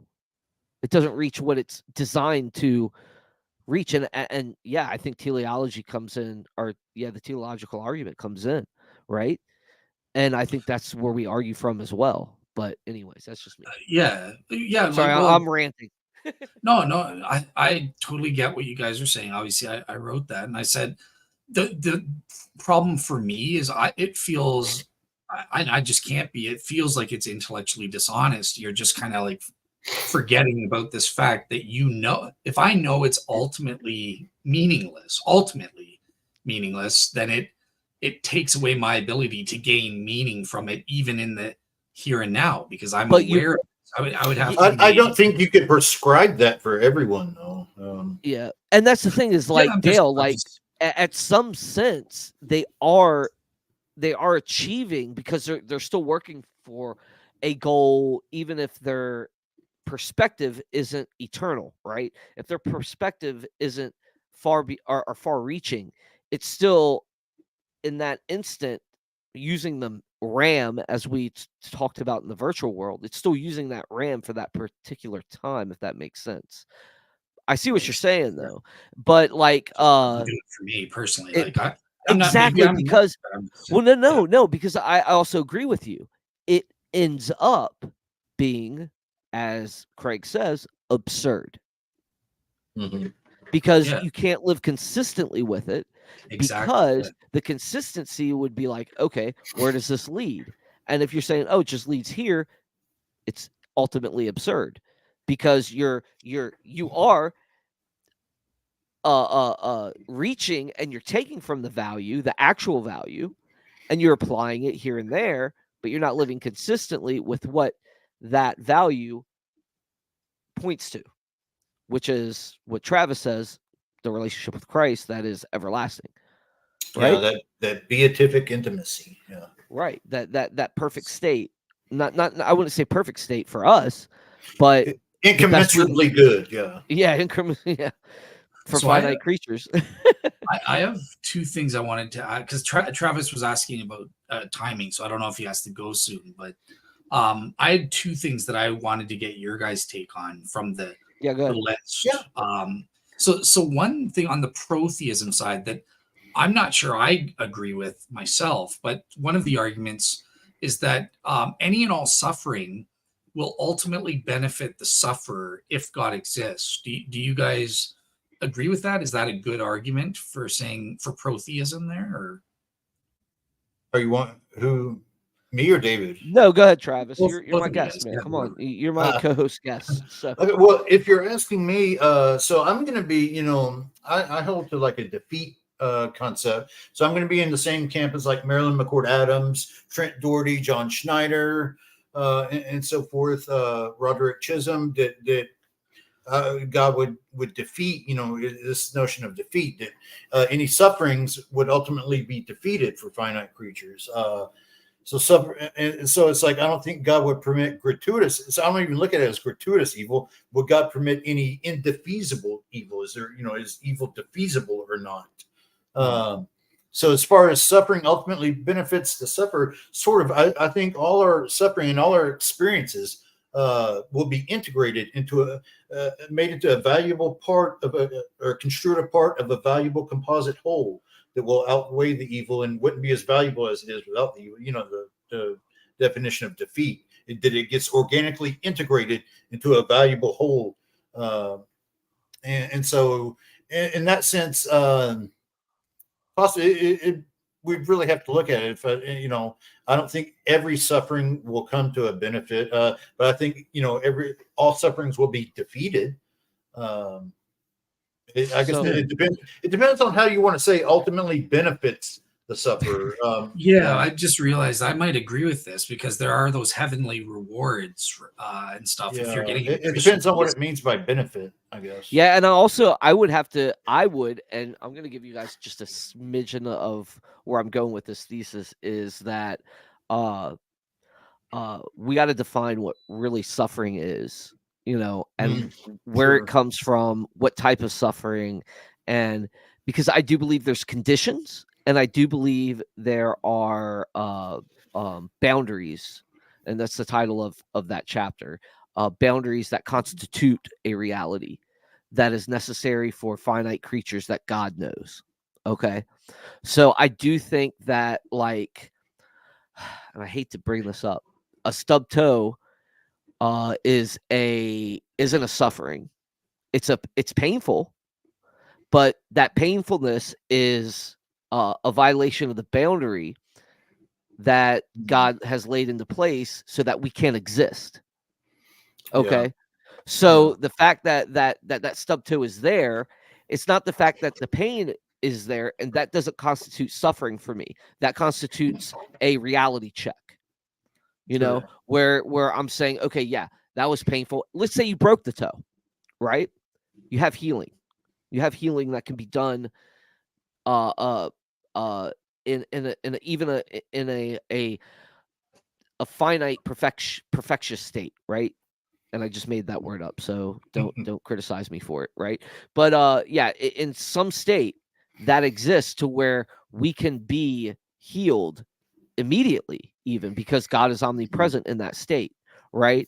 Where he's like, yes, you violated the boundary, right? And I don't think we'll need that guidance, because I think that, and here's where the theology and the philo theology comes in, right? That I'm trying to incorporate with this view, is that we won't have to deal with a stub toe because we're going to be cognizant and absolutely aware of that boundary, right? Where we're not today because of sin. Sin causes so much problem in our reality that we stub our toes, right? Yeah. Where it doesn't have to exist in a more perfect place where we're in constant relation to God. Right. Yeah. And we're kind of like those beings in the Great Divorce, where they can step on the grass, but if the guy that's not totally perfected, that's still going through sanctification, if he steps on the grass, it's like needles. Right.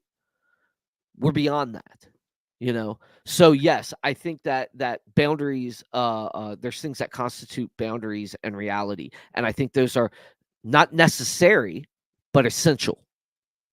Because just like I was talking with my daughter today, we're talking about infinity and existing eternally. Those are two separate things. Infinite is potential. Eternal is something different, So we've got to look at the same thing when it comes to suffering, I think, and these concepts that go so deep into our soul that we're able to try to bring them as objections to the existence of God.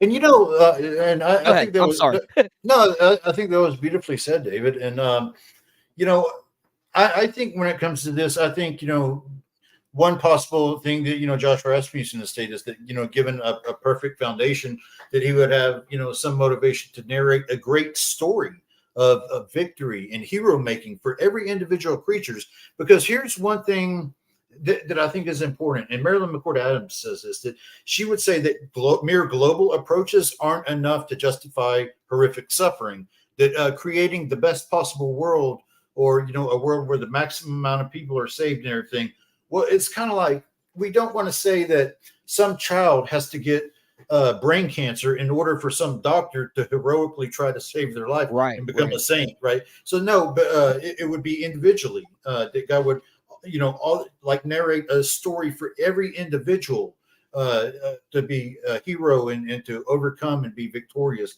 That it's not just globally, but even individually. And I think it even applies to the animals, that God will defeat the sufferings of all creatures. And that they will be integrated into a valuable composite whole and defeated. No, go ahead, keep going. No, and I think where that really comes in is within the agent's lifetime, on the whole, that these sufferings, when they're defeated, they will become non-regrettable. That they will look back, and that the agents will be thankful for the valuable part they played in making them who they are in eternity. And I think that's caveated, right, Travis? Yeah. Because I think that's them looking at a lens that's no longer dark, right? There's exactly. Because they're looking at a lens where they're saying, look, these sufferings existed because sin entered the world, right? Right. These type of sufferings, I don't want to say all, because we have this weird view of suffering. Like people think the pain of toe is actually suffering. No, and they will see that God, even in their toughest times, that God was with them, even when they didn't realize it, and that God carried them through, and that and it gives us hope now. We know that it's like, for me, I know that God is with me in my worst trials and sufferings, and I know that I will eventually be victorious, and I'll be united to Christ, beatific intimacy. That's my triumphal end. And so it gives meaning, hope, and purpose. Absolutely. And I think what the theory I was trying to explain here is that it takes off some of the pressure from your defeat condition. And that's what and as I was looking at this and studying this for my thesis, I was thinking, hey, look, this takes off some of the pressure, so we can focus on what that defeat is. What is that defeat? What is Christ actually defeating? I don't think God has to defeat stump toes.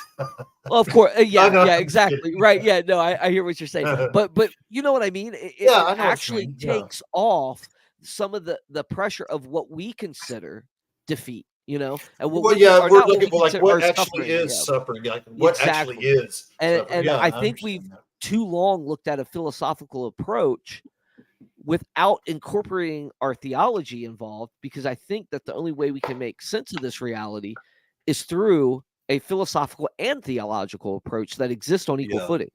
Well, I mean, look at how the church fathers, look at how they viewed suffering, like the early church martyrs. I mean, it's beautiful.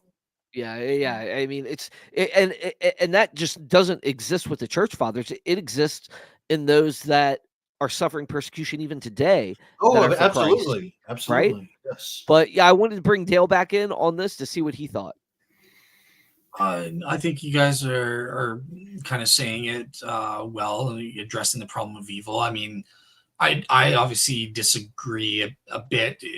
David knows this because we've discussed and stuff. Like I think stub toes are suffering as well. They need to be defeated as well. There will be no more tears, no more anything like that. So, no more. That's why I tried to caveat it, Dale, with that perfect awareness when we're in that state, right? So it wouldn't eliminate the boundary of reality, right? So we wouldn't have to experience a stub toe because we're aware to pick up our foot over the thing that's going to stub our toe, right? So again, like, I know you love this, and this is why I took what you said and considered it and I incorporated it, is because I think, like the Great Divorce, and we all love C.S. Lewis, right? Is that we're at that point in the Great Divorce where we step on the grass and it's soft versus spikes, right? We've got to that point where we're actualized. You get what I'm saying now, Dale? I get it. Yeah, exactly. It doesn't exist there. Just like the idea of hell can't exist for us because it's a grain of sand in the dirt of heaven, right? Like in C.S. Lewis' book, The Great Divorce. Kind of like that pre-fall, Adam and Eve could stub their toes. The conditions were so that's the only. I think they were fully aware. I think they were aware enough, because I don't know exactly where they were before the fall. I know they're innocent. They weren't perfect. So could they stub their toe? Maybe. But I think they're probably fully aware of the ability not to stub their toe. Yeah. You know what I mean? Yeah. So That like, very just like you, controversial. yeah, like, so we're in heaven, we were going to be, and I don't want to say this, but even in the new earth, you know, there has to be boundary conditions. There has to be a boundary that constitutes reality. God Well, I has to think put that in part place. of I think. the I think defeat it's of essential. evil. I think part of the defeat of evil is that we will be immune from horrific suffering. And so you're kind of saying, well, we won't really need, like, we would just sort of have Right. knowledge not to suffer like stump toes and stuff. Yeah, absolutely, because we're like Christ. Yeah. We'll Okay. pick up our foot versus drag it, right? So Right. like, So it comes from that knowledge that, yeah. yes, because we're in a different state. We're actualized in a different state, in a whole different mode of being, in a way. Right. Now, yes, we're different still finite, resurrected bodies and so right? forth. We're Yeah. different. We're not the same, right? We're in a state where I mean, I we're think it's not. possible. Yeah, It's exactly. Just I to think it's clear- very probable on the fact of what we know about heaven versus what we know from what the scriptures tell us about heaven. You know, versus just to anything else. clarify, Go ahead. everything that you guys have been talking about, just for the audience, it's not so much pro-theism, but specifically pro-Christian theism. That what we've been putting it from the lens of Christian theism, the fall, and that sort of thing. So yeah, just wanted to clarify well, that. defeat can work on general theism, but Yeah. the concept itself of defeat. But yeah. Right. Gotcha. So, like, yeah, in the end, what I'm saying is, Dale, I agree with you, and but I also see, and I agree with Travis on this point, right? Like, I could see the merging of the two being probable, because So like where Travis, hold on, where Travis is talking about like gratuitous and like horrific suffering, that can't exist in heaven because we're past that, right? What is the most horrific sufferings that we entail are from a dying, decaying world, right? Which won't exist because we'll be a new heaven and a new earth, right? And moral evil, which again is wiped out because we're like Christ. Yeah. So the All only right, I'm almost giving you guys like a lot of my good punches from my thesis. I'm going to shut up now. The eschatology sounds great. I can get on board with that fully. The only thing is it presupposes a pre-fall state, right? So you kind of said a potential solution for humans is that, well, maybe Adam and Eve, they had the ability to stub toes, but they were also in a sufficiently end time state that they were knowledgeable enough to avoid stubbing their toes. No, they're in an innocent state, which could be different from an it could be different from the state we're in now, but it could also be different than the eschatological state that we are going to find ourselves in. Right. Okay. But they were able to totally avoid stubbing toes, right? They could be. Yeah, absolutely. They could be. I don't know exactly. I mean, none of us know, but they have to be in a state that's better than where we are now. Okay. So here's what the problem. If humans stub their toes, that's a problem. If animals stub their toes because they didn't have the knowledge to avoid it or whatever, I think that's a problem. So like that's just the only difference for me, kind of thing. It's a theological difference and that sort of thing. Most Christian but you're assuming disagree. No, you're assuming you know, they could disagree with me on a lot of things, but they're assuming a theological state of existence that they can't really demonstrate or they can only theorize about, just like I can, just like you can, right? Yeah.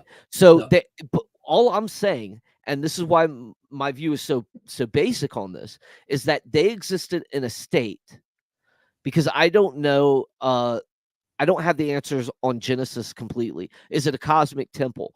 Is there actual sin before the fall on the outside of the garden? Because we had to eat from the knowledge, or the tree from the knowledge of good and evil versus the knowledge of, or the tree of life, right? We had to exist in some way.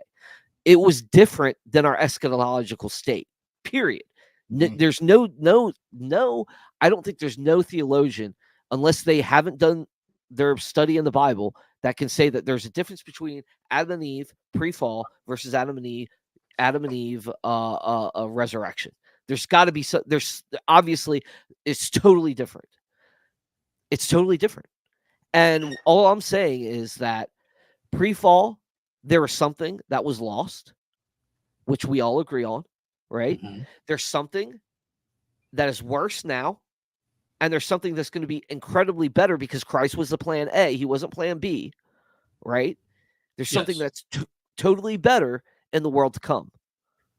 That's even more so than pre-fall. So yes, did Adam have the ability to not stub his toe? He could have. You know, he could have had that ability. That's fine. Pain is just a violation of boundary. Okay, suffering is a lot different than pain. You know, you get a nick in this reality that we live in, a cut. Okay, it heals. It's fine. It lasts for a time. It's over, right? Mm-hmm. But now we're in an eschatological state, or I can't even say it right now. Eschatological. Yeah, thank you, Travis. And it's beyond us now. It's totally beyond us in a state that's not. Now heaven merges with earth. We get paradise lost, paradise restored. You know, I know I'm going way out of my balance here, but we got a state that's in unison with the way God wants it to be. And yeah. So anyways, I'm done. I'm done preaching. Yeah, we still have a minor theological difference and that sort of thing, but I get what you're saying. Yeah, this works. It's interesting. Yeah. All right. Sorry, I know I went off the rails there. No problem. I'm glad you guys like it though. It started with Travis not even understanding it to him saying, "Yeah, it's pretty interesting." So yeah, it's interesting. I mean, I'm not agreeing to it, but it's something to kind of consider. Like, it's thought provoking or whatever. Yeah, and that's all I want to do. I want to present something new, and that's why it's a philosophical theological approach versus a philosophical only or a theological only. Okay. All right, cool. So I don't know how much time, but the last thing I was curious to get your guys' take on is an anti-theism thing. This claim of a loss of knowledge or understanding that we get. If theism is true, the anti-theists claim that means we have less knowledge or less understanding compared to a theist. So the way they make that argument is because they say, well, if God exists, that means there's like a potentially infinite number of things to know, propositions to know, stuff like that, because he's potentially infinite himself, right? So it means we can never gain knowledge of all the propositions that there is. There will always be some mystery, something we don't. I see that as valuable. We will always be learning more and more and more and more. There's never a point where, I now know everything. No, we will always be growing more and more. And in fact, we'll always be learning more and more about God, falling more and more in love with him. And we will never reach now that's it. No, we will always. I think that's Travis, I totally agree. I think that's ultimately good for a finite creature. I don't think a finite creature could have it any other way. Right. Same, right? Because there's that atheist objection. What, heaven's boring, salvation is boring. No, it isn't, because we will always be growing. There will always be developing, always something to do. There's always discovery. As I've told you guys several times in my apologetics, that humans are at best when they're in a mode of discovery. We went to the moon. We went to the moon. In the Cold War because we're trying to get there first, and we're discovering new ways to get there. I like how Hugh Ross says that, we'll have future careers in the eschatology. Of course, absolutely. I totally agree with that. But yeah, guys, I totally agree with you guys. Awesome. Yeah, that was it that I wanted to ask you. Is there anything else that you guys wanted to cover on the? I think we've. Some of the things we discovered. Dale, I want you to answer this though before we, because this is one of the things we've discussed in previous podcasts. Okay. But here it is. Should I take off my screen to see what you're doing, or? Yeah, take off your screen. That's fine. Yeah. Okay. We're done with that. It's a comment you should see. Okay. What am I looking at? If God is See, omnipresent, hell can't be separation from God. Oh, Gurmania, I recognize that name there. So yeah, Gur, absolutely correct, right? So God still stands in ontological relations, in a sustaining relation. He sustains our existence in hell. But you notice I qualified. I said hell is relational separation in the sense of like, a salvific, loving, eternally loving relationship. And friendship and that sort of thing. We don't have that in hell. That's totally absent. But yeah, he still stands in certain relations. ontologically, yeah, Ontologically, of course. Yeah. So yeah, that's your answer there. Perfect. That's the only one I had for you. I had some other stuff that it's off topic of we've already kind of covered a lot of it. But yeah, so that's it, guys. Man, hey, this was a great discussion. It was. I had a fun time. I'm glad you guys kind of like got to hear a little bit of what I'm presenting, and I'm still researching, guys. I have not come to any conclusions yet. I'm still writing this thing out and writing notes and thinking through it. So thanks for entertaining me there for a little bit. I didn't know I was going to get to. I thought I was just going to play the devil's advocate and talk about goals, but you guys like provoked me to give some more into this idea that was of my problem of evil goal this whole time. No, your goal was to get Tyler to understand your position. Yeah, I mean that was my explicit goal, but I had you had a secret will, huh? Yeah. get him to like Christian philosophy. What's not to like? I mean, I love Christian philosophy. Yeah. Anyways, guys, I think I'm on to something. It's just I haven't fully developed it yet, Mm-hmm.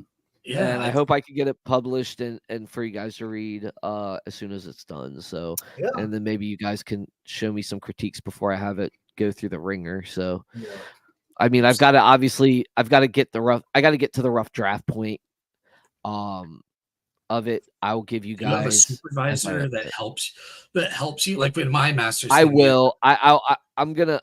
I've got to ask because like I said, I've taken off for a while just because I've been burned out. Obviously, I haven't stopped my research. I've been doing that on the side, but as far as like getting, I've got all the papers printed out and what I need to do, and then I need to work with my my guy with it. So I'm sure I'll have one. So anyway, it's just part of the process. You have a supervisor who kind of goes as you're writing it, right? Like so my first thing is I got to turn in an outline. I've got to turn in the first few sentences, and then the first few chapters, and then the first 5 chapters, and then the rough draft. Then the research. All that stuff. I remember that. All that stuff. Yeah. Awesome. But awesome. Cool. But I hope you guys liked it. I'm glad that you kind of like understood it this time, Travis, where I was coming from. Yeah. But so I think it's kind of like where I've progressed along as far as that goes. Yeah, I think this show was good. It was a change of pace. It's something that I've wanted to do this topic for years now and bring on Class Craig to actually present it. But I finally wanted to present. It's something different. It's not not the Trinity, not Eastern Orthodox versus Protestants. Let's do some philosophy of religion and cover a different topic or something like that. Yeah. So, always up for it. The next time I'm going to be on your show, let me know if you would like this or not. But I'm thinking sometime in the new year, I'm going to try to present the argument from the Twin Cities prophecies that John Bloom argues. I don't think this is a successful argument, but I'm going to try to give it. And something like that. I think that might be something different, something interesting. All right. Yeah. Let me know what you got and send over the slides or whatever you come up with and let me know. Cool. And we're always worth it. And I thank you for being here, Dale. It's been a great pleasure. What else do you got going on this month for Real Seekers?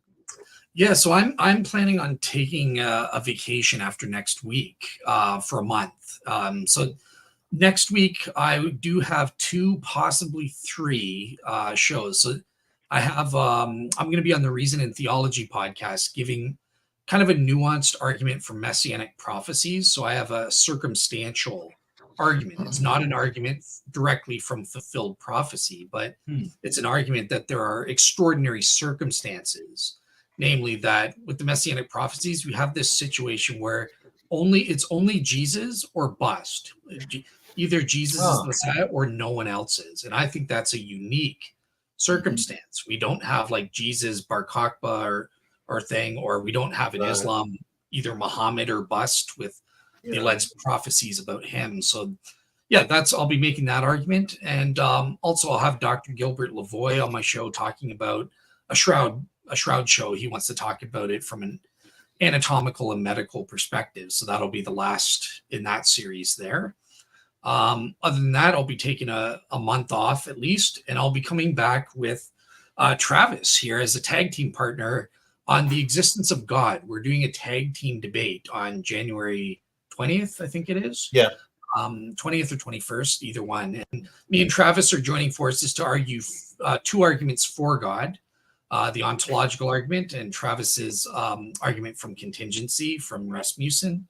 Yeah, the argument from arbitrary limits for a perfect foundation.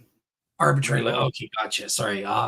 It is a contingency. It's a stage 2 contingency, actually. It says it's not just a necessary foundation, but this necessary foundation is God. It's what we traditionally call God. Awesome. So it bridges the gap.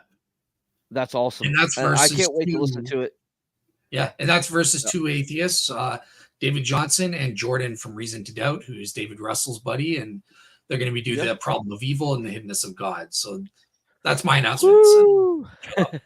Have fun. So Travis, I know you've been working on yourself and spending time with God. I know you already said that, but is there any way we can get you to start writing articles? You know, I could. You know what I do, like, especially like I recently did one, like wrote a PDF just for myself on like where I land on the landscape of like the moral argument or the argument from divine hiddenness. Right. The Why don't you start blogging models that, of dude? God. You know, I should, because like I kind of keep track of my thoughts. Like because I love philosophy of religion in my spare free time, and so it's like I've been kind of like writing down where I land on the landscape of these various topics, and like, okay, such has this argument, but I find such and such counter argument more persuasive because of so on and so forth. And so my view is that and it's like that. So I've done that with like quite a few arguments, and so yeah. So guys, just I can go through the arguments that I like to, because there are some arguments that I think are really successful, like contingency and fine tuning, moral knowledge. Other arguments I think maybe aren't so good. So what he's trying to say is friend him on Facebook, ignore his Eastern Orthodoxy, and just go after his philosophy of religion. Right? No, I'm just joking. There you go. We love all our buddies here at Faith Unaltered. We have all different perspectives here. Well, but I look at it. I look at it more like unifying than most. Like I think Christians are united. Like part of the one of the Orthodox prayers is for all true Christians. No, I hear you. I think that one of the biggest things for me is that if your heart and your mind is devoted to Christ, I don't think one building or one denomination or one aspect can contain it. Right, and I think that's just me. I think given God's perfect goodness and mercy, like if we're wrong about some. I mean, I think His mercy will cover it. I think exactly, and he's not going to stop you. Right. Yeah, if you're willing to submit to Him, man, God gives grace to the humble. He resists the proud, gives grace to the humble. I have a problem when someone says, "Oh, I'm the true church," and that's it. Yeah, right, and that's it. That's pride to me. Yeah, okay, humble is Dad. I've been in the muck. I've been with the pigs. I can't do this without you. That's humble, So, but anyways, guys, I like that. I like that better. That Israel, right? The Israel, Jerusalem. Yeah. Well, guys, we lost Tyler early, and we'll be back with another episode next week.